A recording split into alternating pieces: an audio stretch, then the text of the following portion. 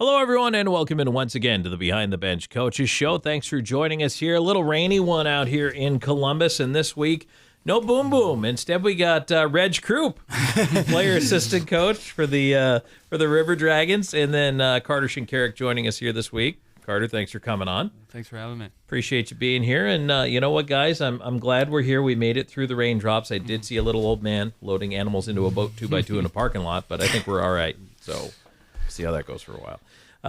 So 7-1 to start the year. Who wants to tackle that? Jay? Yeah, let's tackle it. Let's 7-1.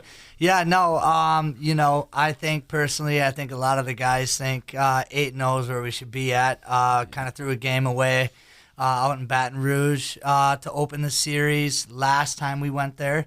And it's funny, I was walking in the rink, and there was a sponsor out there, and he walked in and he said, 2 out of 3 is not bad. And I kind of shook my head. I said, yeah, not what we wanted. And he laughed and he looked at his buddy and he goes, every single guy said that. And he liked that. And I think, it was obviously, it's hard to be perfect, but we definitely thought that we were in a situation, and with the kind of firepower and goaltending that we have, we definitely feel that we should be 8-0, but 7-1 is the number right now, so that's where we're at. You know, the way I think of it is, every once in a while, you need to take a punch to keep you humble. Yeah, no, definitely. I think, we needed it. I just, it makes us, I guess it kind of fueled our fire for sure heading into the weekend that just happened. And, guys kind of had a bitter taste in their mouth for 5 days or whatever it was. We had a good week of practice and bounced back well, but just 7-1. Should be 8-0. I'll piggyback off that just a little bit, but I think our team.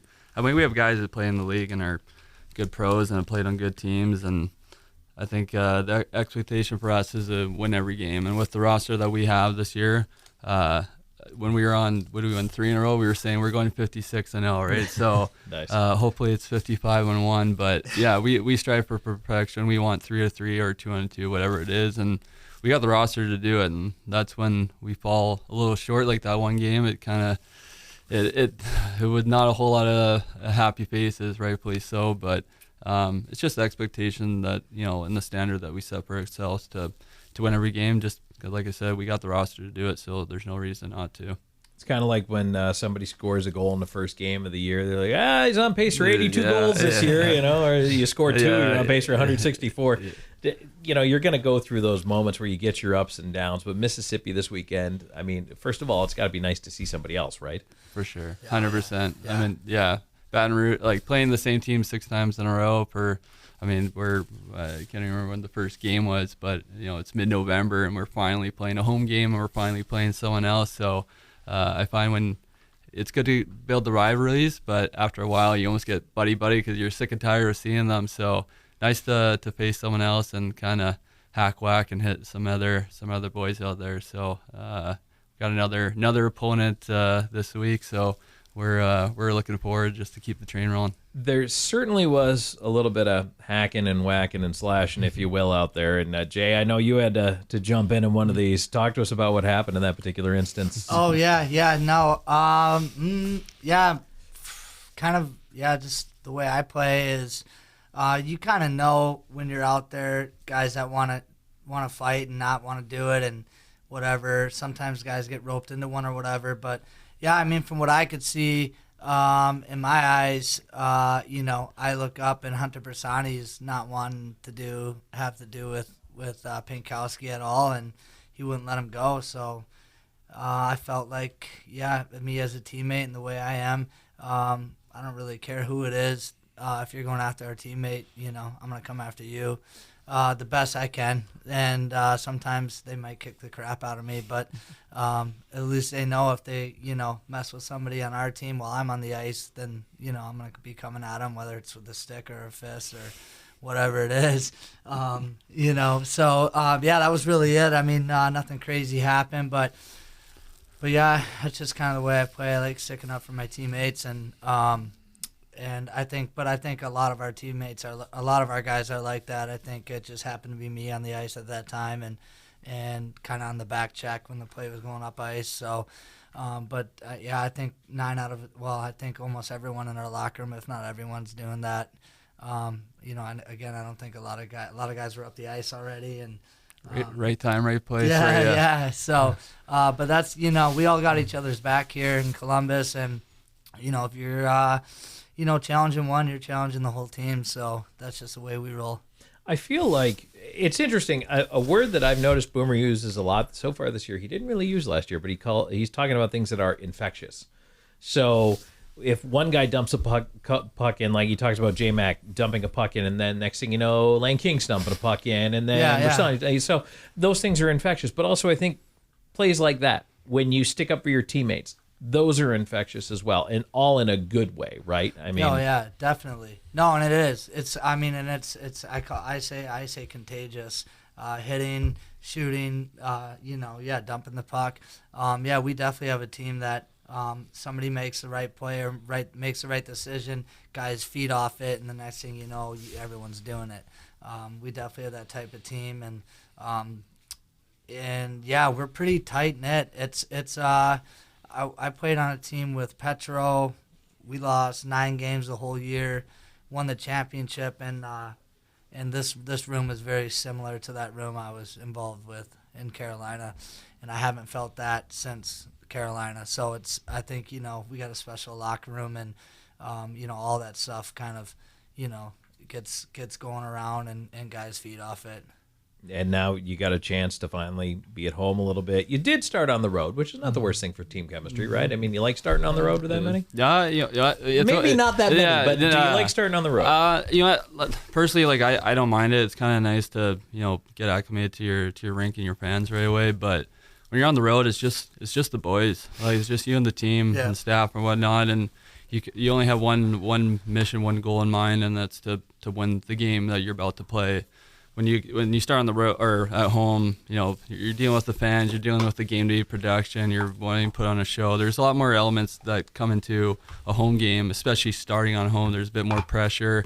On the road, you're just with the team. You go in, your focus is to get the 3 points and to win, the first game. So, I don't have a big preference, but there's pros and cons to each. It's always nice to start at home and have your fans know who you are. I mean, we were a month into the season. I don't think a lot of the fans, minus the events we've done out in the public, didn't really get to know us or see us play. They see a name on Facebook or something like that, but they're not actually seeing them on the ice. So it's nice to finally play at home, but to start on the road, it wasn't. I mean, obviously it worked. 7-1. We're off to a great start. They want to talk about not being 8-0. That's where we want to be. But being on the road, I love the road. I love the bus. I know the boys love it too. You're hanging with the team. You get good team culture and chemistry because that's all you're with the team, and playing some hockey. There's nothing better. Well, first of all, that's your fault for skating so fast. No one can read your name bar. Yeah. So as you go whipping through the neutral zone, like, who is that guy? I don't know. It looks blurry on the YouTube. So, but and we're pleased to have you here. And I know, Jay, we talk about you building the team this year. So, all right, when you talk about the chemistry in the room right now, and I do want to talk about the team building, start in the summer, and let's talk about what you were shooting for. And now that it's here, did you accomplish your mission? Yeah, it actually worked. I'll say it happened exactly how I planned it. We had to make some moves in the off season and kind of change our culture here. And I know some fans were unhappy with that, and unfortunately, a lot of fans don't know what's going on behind closed doors, and it's in hockey, having a good locker room. I feel won 2 championships, and I feel that the best way to win, the locker room is probably 80-90% of that. Because, I mean, really at this level, most teams they're all right there. Same skill level, whatever. So that team chemistry is big. So I knew that we needed, I thought we needed to bring in kind of 2 older guys. We knew we had to go out and get the rookies. We had to dress a night 6 rookies. So we had those guys. And then now, it was focusing in on bringing a couple older guys in that will – change the culture here. And, J-Mac was one of them. Got him probably midsummer. And then Carter was the other guy I was working on, and I just kept, telling my dad on the phone, I'm like, look, I'm telling you, we get these 2 guys, it's going to change what we got going on here, but we need these 2 guys. And just kept working on Carter, and finally, got him to buy in, and got the 2 probably biggest pieces. Not saying the rookies obviously are a massive piece. We have really skilled rookies, and that's really important. But bringing in 2 older guys that have been around and played in good leagues, and just kind of bring that fire to the locker room as far as, hey, we're all doing this one way. We're not doing, you're not going to do things your way. Not saying, it's not that, we had guys that did that last year, but we just need a little bit more.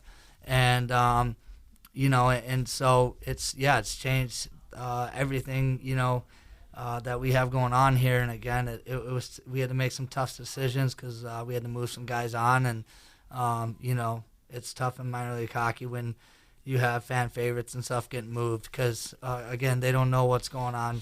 Not calling certain guys out or anything, but a lot of fans don't know what's going on in the locker room.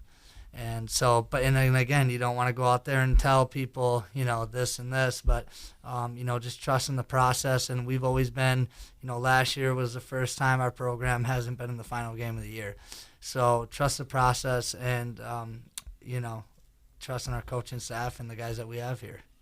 Carter, I've got to ask, how much arm twisting was there to get you to come here? Since you're the focus no, of yeah, I've known Jay. Well, I met Jay when I was in Quad City. He came for training camp and ended up playing three games or so. So I knew he was a team guy, and we tried everything in our power to keep him in Quad, but his heart's here in Columbus. So he was trying to get me for a couple of years, and it just wasn't the right time. I was kind of just content and happy where I was, and this season I told Croopy, hey, one of these years I'll come down for sure, and I'm not getting any younger, Tom. So kind of had some conversations in the summer and some self-reflecting and thinking, and where I'm at in my career and what's important to me, and I mean, Jay's won twice. There's a bunch of guys in the locker room who have won.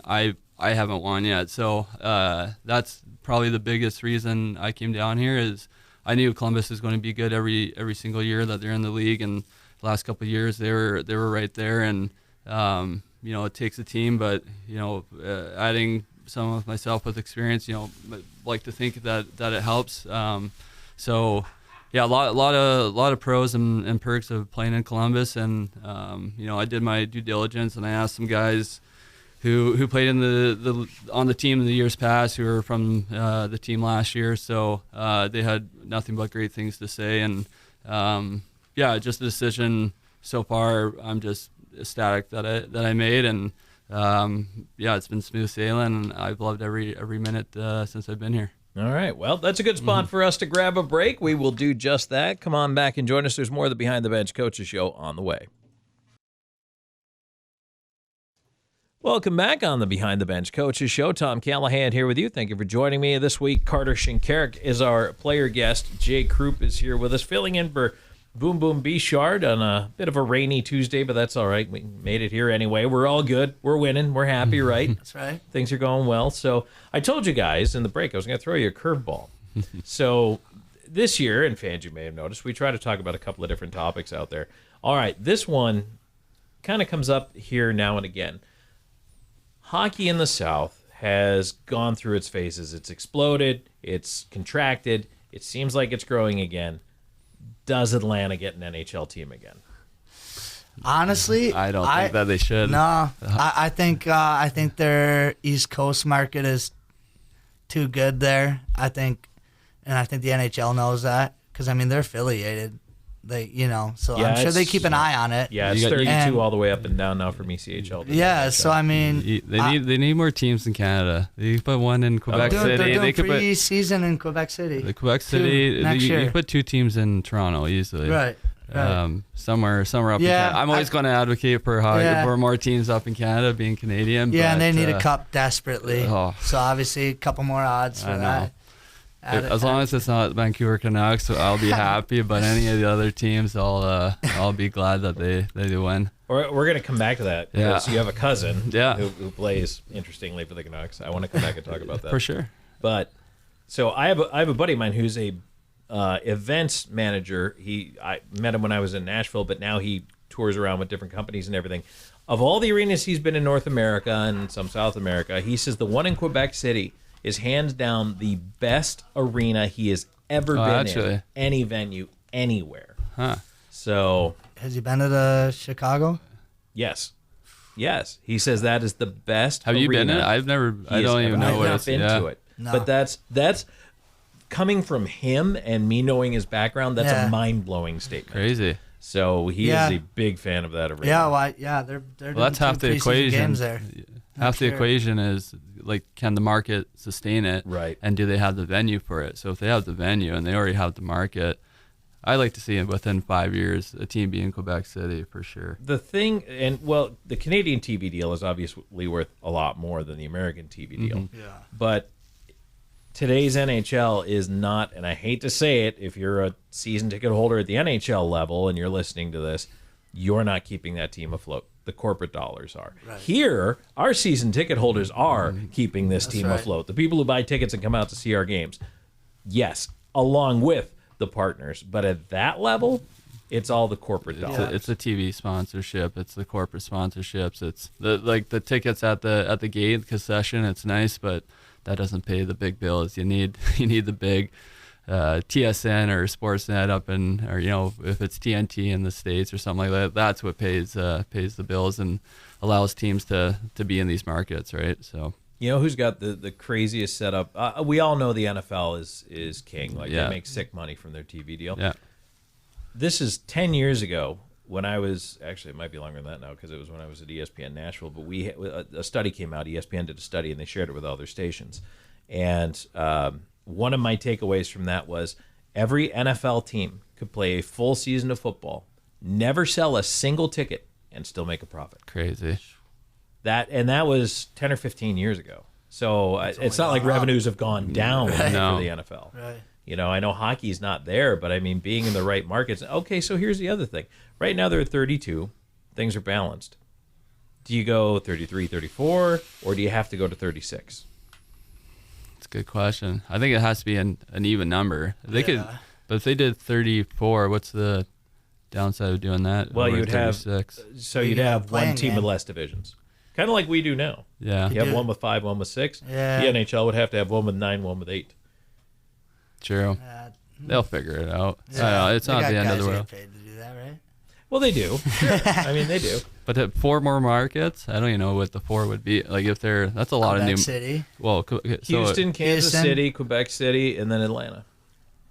Toronto. Well, you see all these leagues trying to expand. I mean, NFL is trying to go over to Europe. They've been playing all those games in England and Germany, and I think the NBA wants to do the same thing. And I mean, all the other sports, their markets are growing. They're adding teams, and NHL should get on board with it. I mean, if they want to be with the top 4 in the power sports, they got to kind of expand and figure out how to get more teams and leagues, and it's just, it makes the overall product, I think, better. Just having more teams and more fan bases and more cities that know your sport. I mean, some cities there's not hockey, right? So you get hockey in these markets and start growing it. I mean, you think of like the South, right? 10, 15 years ago, it wasn't that big of a market. And you look at a place like Tampa Bay, like they were one of the highest capacity, and they sell it all the time. So you got to start somewhere. Nashville. Yeah, Nashville's another big one. So I'm all for expanding. It creates more jobs for hockey players and more opportunities. So yeah, we'll see what happens. But I think I'm pro expansion. So in any sport, then, do you buy into the argument about the dilution of talent? Then, if you have too many pro franchises, there's so many. So good now. There's so like you look at just hockey, AHL. There's probably 50 players that could play in the NHL right now, like easily. Just not enough jobs, right? So that's two teams essentially. And there's probably guys that played Canadian Major, Junior, or D1 that were like, if I'm not playing in the NHL, I'm not playing. Because college guys with their degree can make probably more than the American League or whatever the case may be. You know, What's even opportunity? I talk to like kids in the summer all the time. They're playing junior, and obviously when you're that age, 16 to 20, you're just thinking NHL, right? Like I didn't even know Federal League or SP or East Coast. I didn't know about any. Over in Europe, I didn't even know there was opportunities there until I'm a junior in college and going, what now? Like what's realistic for me past junior or college? So I always tell kids, hey, NHL would be nice, but lots of other opportunities to have. I mean, we've been playing the minors, Jay and I, our whole entire careers, and I mean, I've had a blast, you've had a blast. We're still doing it, right? Yeah.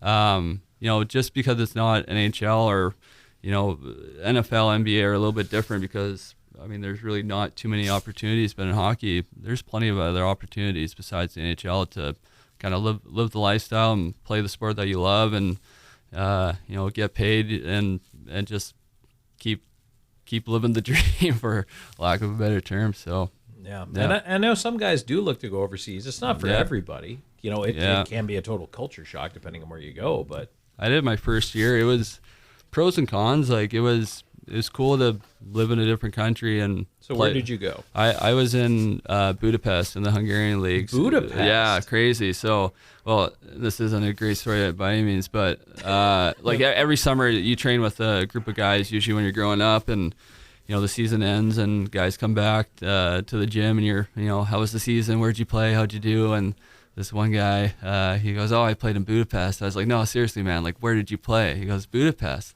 And I couldn't even tell you where Budapest was on a map on the time. I had no idea that they had hockey.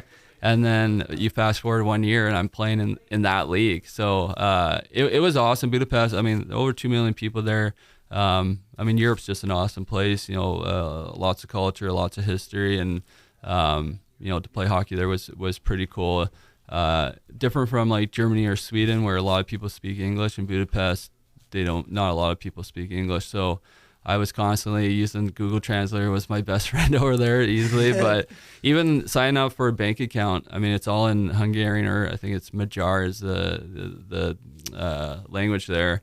And you'd walk into the bank and no one speaks English, and you're just trying to figure out how to like communicate with someone that you need to set up a bank account. All the paperwork comes out, it's all in Bechard, and some lady just says, kind of like sign here, and I don't even know what the heck I'm signing. For all I know, my whole paycheck's going to her account, just getting transferred over. But so some growing pains, but it adds to the experience there. So was thankful for my time. I personally like North American style hockey better, and the culture. It's way more team aspect and team orientated, and I mean, culture is a huge thing for me, hockey culture. And over there, you're just kind of a contracted person to put up points, and you don't really hang out with your teammates too much, and there's no team camaraderie. So that's why I'm glad I did it, because I always wanted to do 1 year, but definitely thankful to be playing in North America, just because the team aspect and culture is way more focused on over here. Before we get off the Budapest thing, I've got to know, what was the food like there?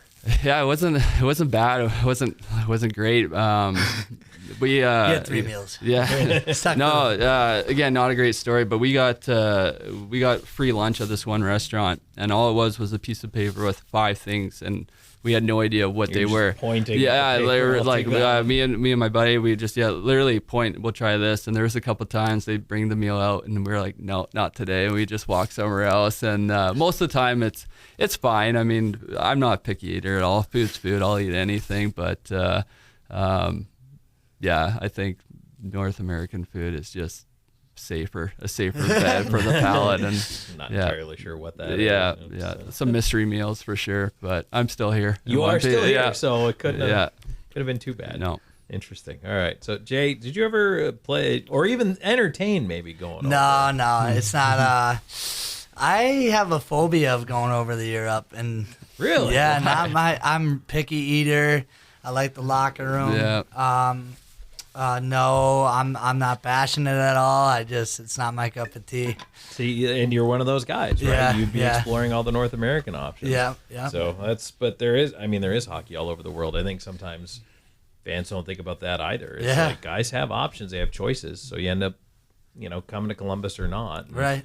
So actually, that's what I wanted to follow up on with you, Carter, is so what went into your decision? I know you said you did a lot of reflection. Yep.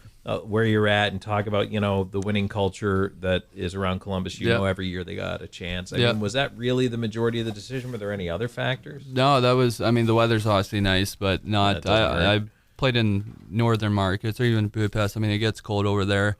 But yeah, the big thing for me was definitely winning.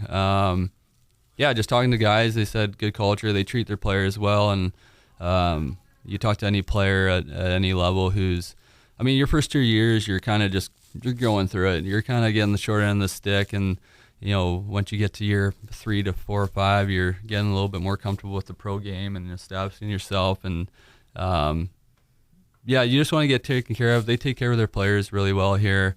They do a good job with the organization.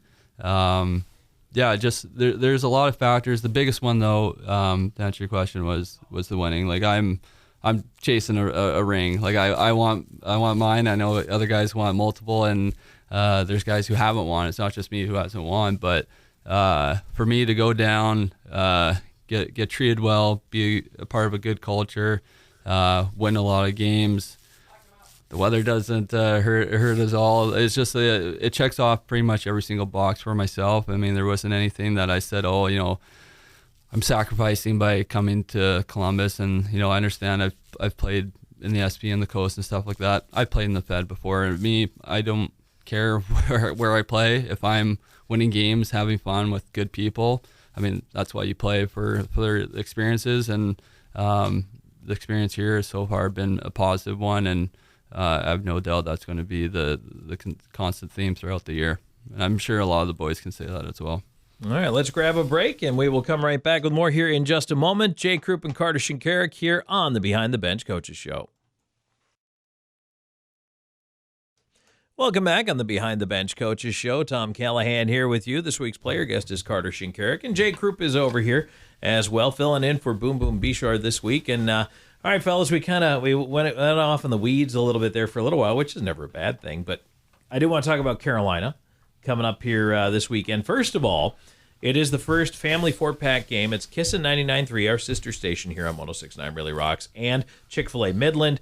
For $40, you get 4 seats, 4 hot dogs, 4 Pepsi products, 4 popcorn, 4 coupons for Chick-fil-A sandwiches, all for $40, which is a screaming ridiculous awesome deal. Call the River Dragons office for that, 706-507-4625, 706-507-4625, or just come on down and find us. We're on the west side of the Civic Center, normal business hours. I'll probably be buying. Seriously, that's a great deal. Chick-fil-A sandwiches is like $20. Yeah. Get the hot dog. Yeah, then you get Keno to run me down the hot dog. 100%. hot dogs, popcorn, Separate after the Pepsi. game. What else do you Seats for the need? game, yeah. It's a screaming deal. It's awesome. So I hope everybody gets to take advantage of that. The first one is this Black Friday game we've got coming up. So, but Carolina. So, Shinks, you're going to learn this. Yeah. But Jay, you already well know this. This is a burr under the blanket It's a for the grudge River Dragons. match. Yeah, It's a back in grudge the match. ring. Yeah. No. Yeah. Oh yeah. Yeah. Both teams gonna come out swinging, for sure.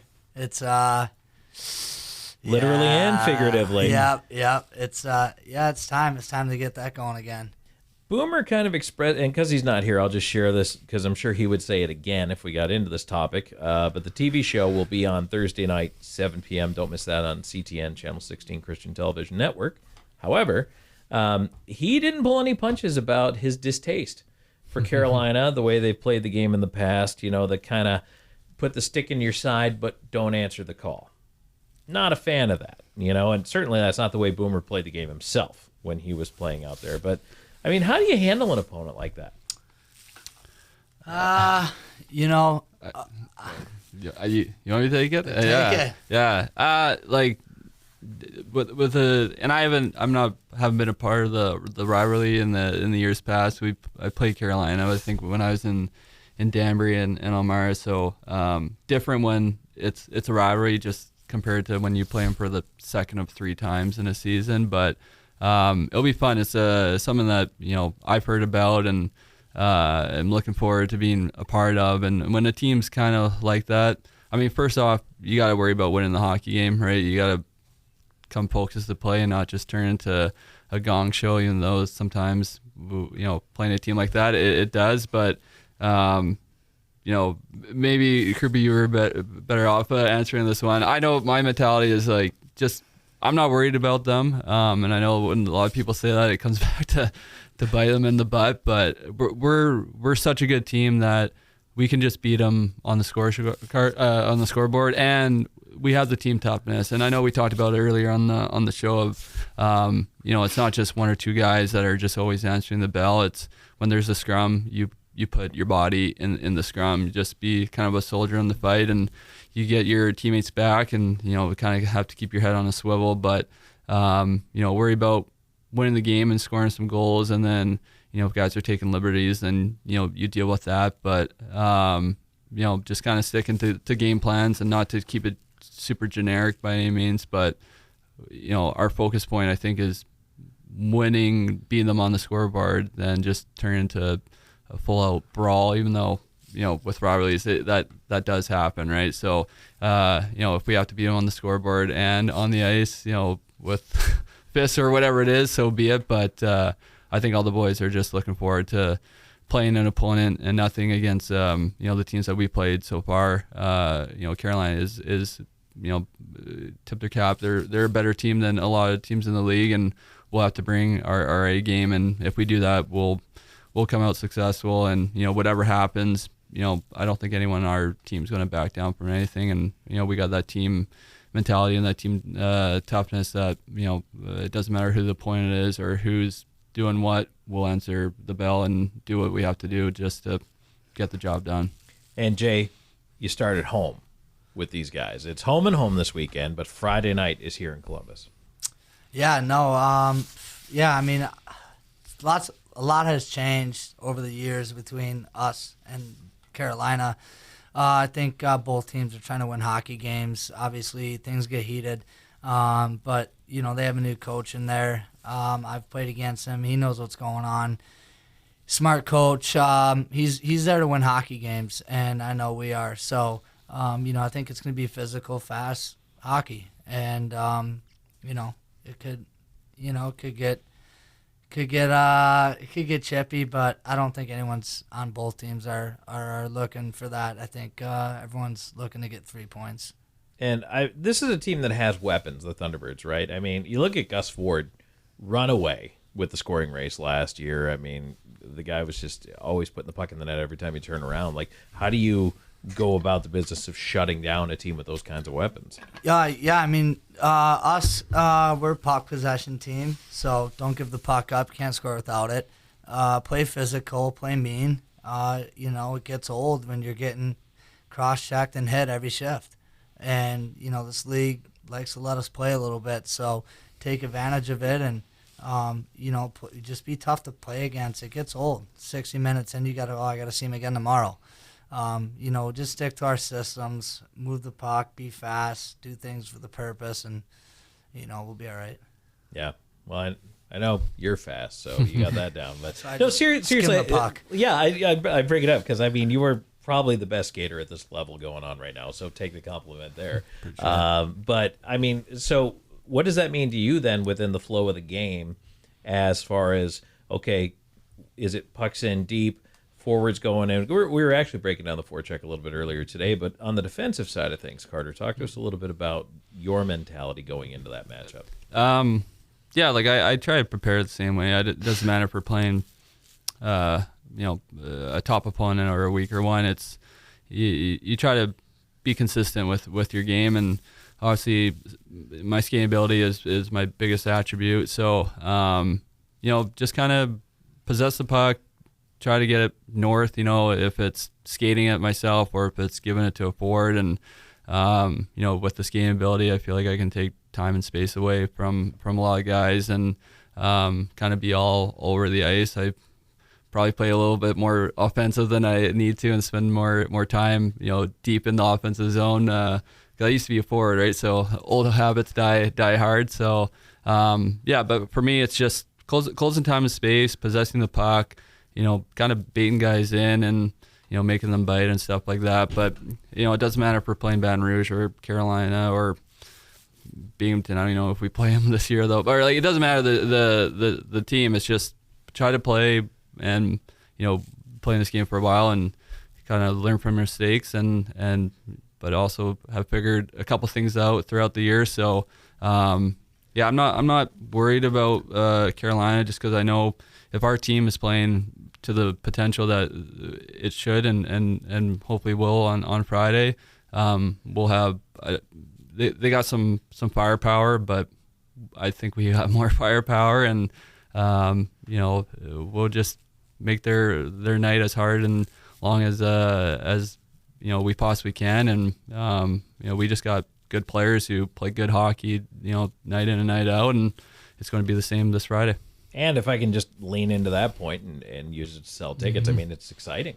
It's exciting hockey. It's fun to watch. It is. Yeah. Oh yeah. I mean, at this level too. I mean, yeah, the rest will let some things go, and probably a couple more scraps. And you ask any fan, what are the two things you love to see at a hockey game? It's a goal and a fight, right? And we score a lot of goals. We got a lot of firepower, and we have guys who will drop the gloves if need be, and it's exciting. I think going to any type of hockey game is just it's good entertainment. The game's fast. We got a good team. It's definitely good value, and we put on a good show, and we'll make sure of that this Friday night. All right, let's take one more break here. We'll go ahead. Were you gonna throw something in there? No, that was it. Okay, all right. I just want to make sure. All right, let's grab one more break here. We'll come back in just a moment. Jay Croop, Carter Shinkaruk. This is the Behind the Bench Coaches Show. All right, we are back here at the Behind the Bench Coaches Show. Tom Callahan here, Carter Shinkaruk, Jay Croop. Carter, I said I wanted to come back and talk about it. You have a cousin who plays in the National Hockey League. I know you joked to me all the hockey ability went to your cousin. I don't agree with that, but what's that like? Did you guys play together at all growing up? Did you know each other well? So we used to train a couple of weeks in the summer. He's from Calgary, Alberta, which is a province over from British Columbia. So he's a 94, I'm a 91. So never actually played with each other, but we would skate in the summertime. And then, he skated with Crosby and some big name players. So I wasn't quite up to par on that level.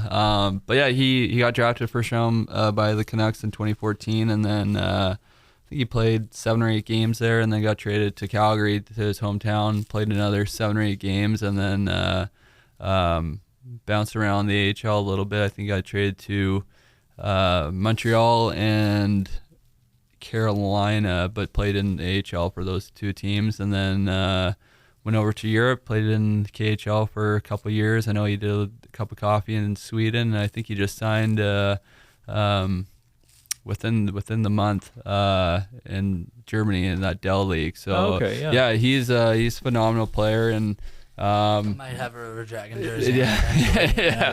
That'd be awesome. Yeah. So no, he's worked incredibly hard. I mean, he's put in the work to get to that level, and you obviously have to reach that level. And I know growing up, he was, working with Montreal Canadiens shooting coach and Detroit Red Wings stick handling coach, and he was kind of built in a lab. Like he would do all day, every day, just hockey. And I know a lot of us did it as well, but he was disciplined, and he's earned everything that he's gotten in the game. And I know he had an opportunity to potentially, I think, sign a PTO with Philly, but he's been over in Europe for a little bit and likes the lifestyle over there, and he seems like he's doing well. So nice to have another Shinkaruk playing hockey and get the brand out there. There you go. That maybe you guys can, when you're both done playing hockey, you can open a hockey school together.